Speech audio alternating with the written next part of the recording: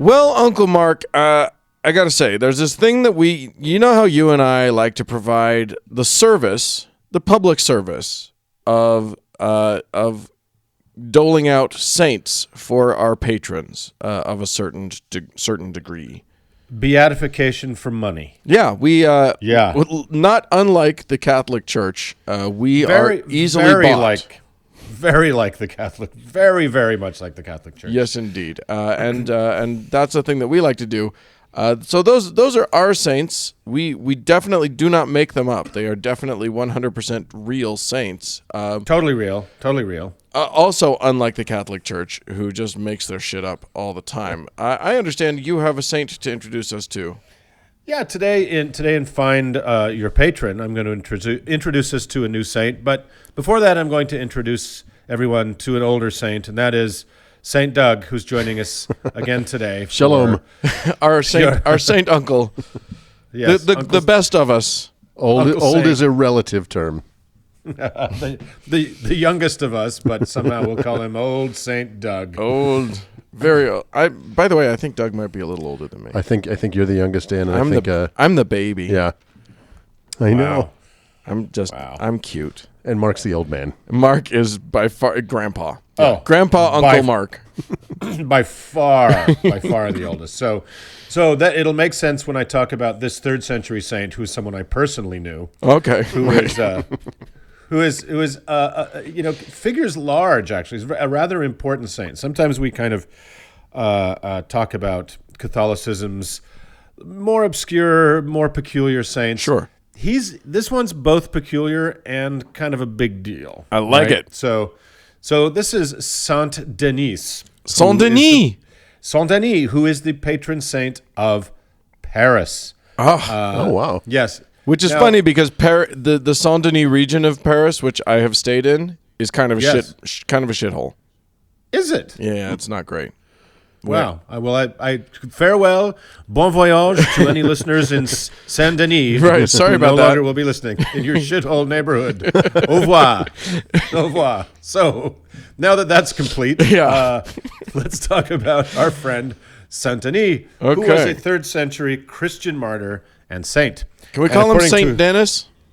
We can call him Saint Denis if you want. According to his hagiographies, which is one of the great words of all time. Sure, right? yeah.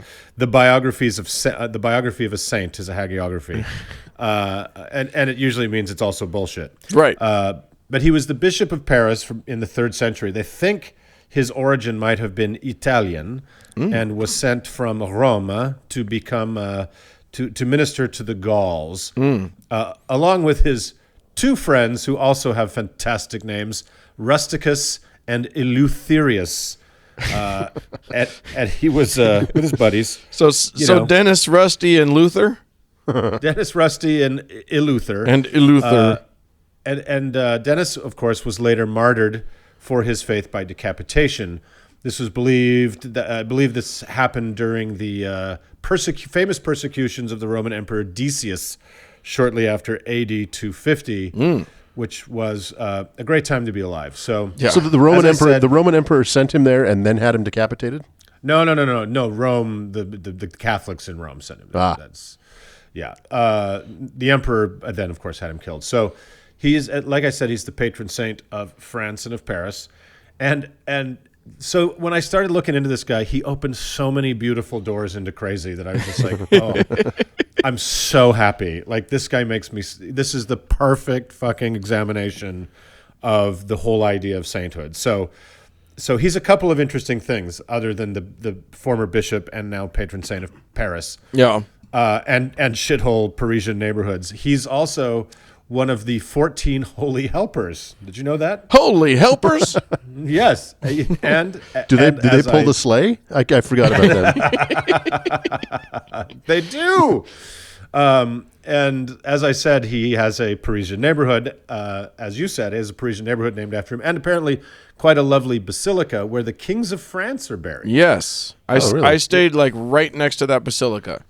Yeah, did you go see the king, say hello, say bonjour? I wanted to, but I was with people who, we ran out of time. So I've seen the exterior of it. And not that we have time to get into it, but that the holy relics of Saint Denis were moved to that basilica by none other than the venerable abbot Sugar. That's a true story. Don't have time to go into it because there's so much other good stuff. Sugar was his stage name.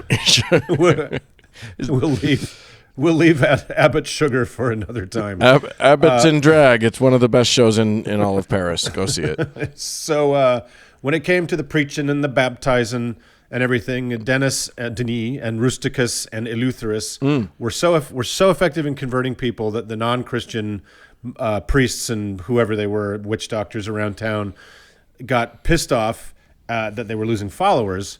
So they asked the governor to have the missionaries arrested, which of course they did. And after a long imprisonment, Denis and his squad were executed by beheading on the highest hill in Paris. Now, the highest hill in Paris is now called Montmartre, Yes. which you've probably been to, Dan, as well. I'm very well traveled. Very lovely place. Certainly with around the Cephalophore. Paris region. Yeah, apparently. Certainly all of Paris's worst neighborhoods, Dan has seen up close. I hear that they've got a tower there somewhere. I've never seen that one, but everything else in Paris. Just to round out the alienation of our Parisian listeners, Dan will be doing a patron-only episode where he just destroys everybody's neighborhoods. Yeah, you send in your neighborhood, and I'll tell you why it sucks. Yeah. So it's the locals, the Parisians believe that it was this martyrdom that is why the hill was so named, because it derived from the Latin Mons Martyrum, meaning martyr's mountain. But scholars actually believe Montmartre is a modern or a medieval kind of pronunciation of Mons Mercuri et Mons Martis, Hill of Mercury and Mars. So, yeah, it's interesting stuff. So, after his head was cut off, Denis is said, this is where it really gets good. So, after his head was cut off, Denis is said to have picked it up and walked several miles from the summit of the hill, preaching a sermon on repentance the entire way. So wait, the sermon's coming out of the head? The sermon's coming out of the head, which is cradled in the hands, which are walking on the road. Was the sermon spoken in kind of a guttural, gargling? It was, yes. Otherwise known as the French. Lord went unto the hill, and he spoke unto the... It's Harvey Firestein, apparently. A sound otherwise known as French. So, Au revoir, French listeners. I know. We're just destroying our entire French listenership. So, yes, he was preaching this sermon on repentance. This making him one of many, if not the most famous Cephalophore in the Big Saint Hall of Fame. Gonna get to that word in just a minute. So, That's like the genus that octopuses are in, right? No, that's the thing where you signal with flags from Oh, mountaintop to mountaintop. right. Got it. with the flags are octopuses, that is exactly correct. For our Latin listeners. So, in the traditional Catholic practice, Saint Denis is honored as one of the 14 holy helpers, as I mentioned.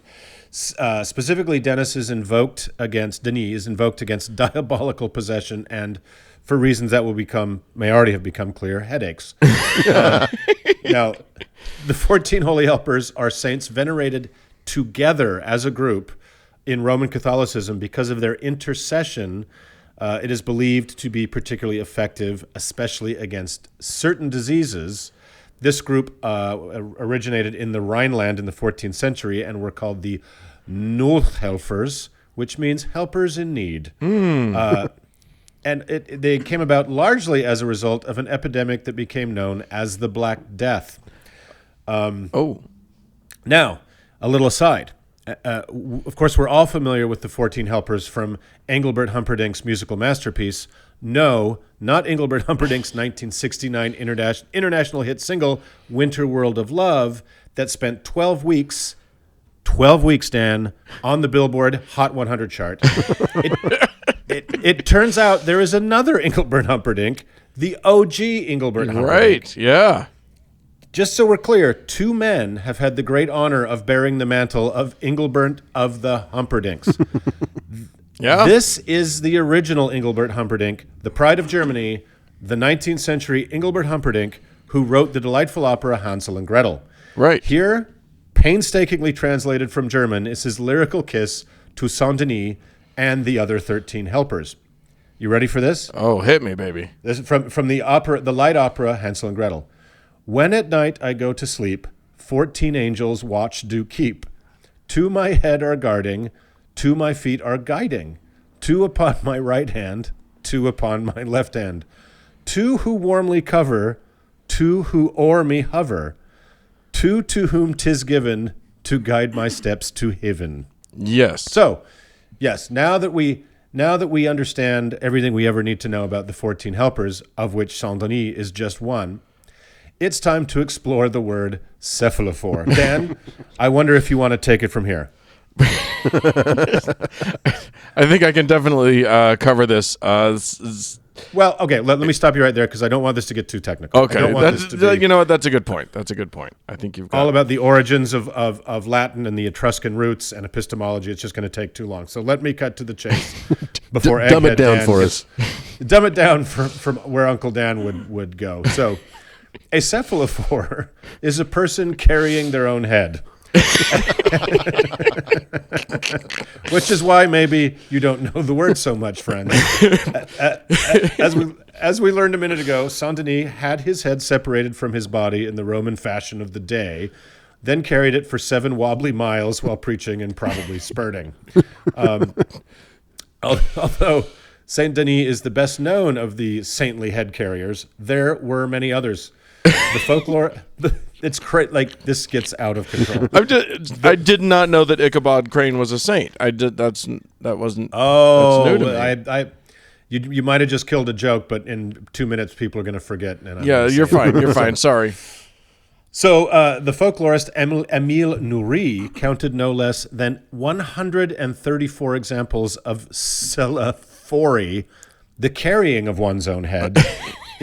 In French hagiographic literature alone, Just in French, just in the French. Well, I think Just in the French literature. I think we all know that the French were pretty eager to lop a head off if they got the chance. They even had a machine that did it. So this makes sense.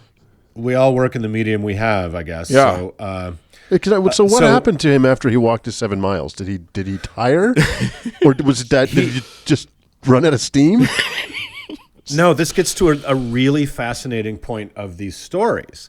Is there was a thing in the Middle Ages called furta sacra, and furta sacra is the Latin name for stealing of holy relics. So they think that these stories constantly talk about the martyred saint picking up their head and walking to the place where they super seriously want to stay buried. So it's thought that these stories were kind of built up to say, seriously, leave their shit alone. This is what they wanted, right? This was their fucking, will and testament. Leave my bones where they are. So much so that they enacted the thing themselves. They could not trust anyone else to get them there, so they just took themselves along. Well, if you think about, the Middle Ages, when, it was a barbaric time and science was poo-pooed and medical treatment was expensive and hard to come by, which is so unlike now, that, the little bits and bobs of the bodies of saints and miracle makers were stolen in hopes of, making a poultice or getting a secondhand miracle out of it. So, and then they would actually be stolen by other clergymen who wanted to open their own little basilica somewhere. So if they got the finger bone of Timothy, they were set, right? That was was their attraction. Matter of fact, I was reading an article just today, actually, that was talking about how many versions of Christ's own foreskin people claimed that they had, just to get some good. That's a strange part of the story. It's a delicious reliquary, isn't it? Yeah, or just a tooth or a toe bone. No, or something. fuck it. Nope, It's the foreskin. The foreskin. The That's 2,000-year-old foreskin. It's what proves he was a Jew. I don't know. He had a gigantic dick. Everybody's right. So, actually, that's what the Shroud of Turin is. It's just a foreskin. Stretched over. Yeah. So yeah, that's pretty crazy that they think this. Basically, I want my head put here, so people would leave it alone, right?